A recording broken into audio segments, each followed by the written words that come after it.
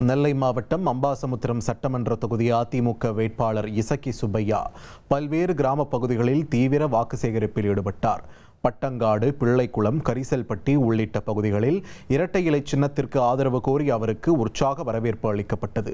கங்கனான்குளம் பகுதியில் வேட்பாளர் இசக்கி சுப்பையாவிற்கு ஆளுயர மாலை அணிவித்த தொண்டர்கள் மலர் தூவி அவரை வரவேற்றனர்.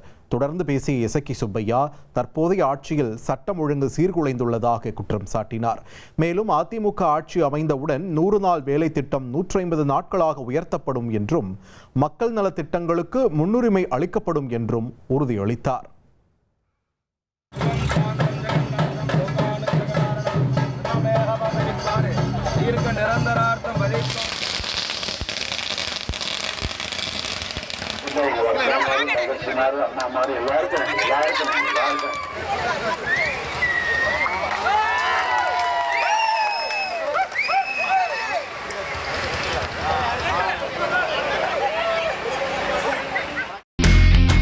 இனி செல்லும் இடமெல்லாம் செய்தி.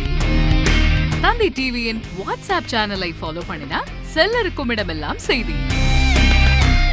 இதோ QR கோட் இப்பவே ஸ்கேன் பண்ணுங்க, ஃபாலோ பண்ணுங்க.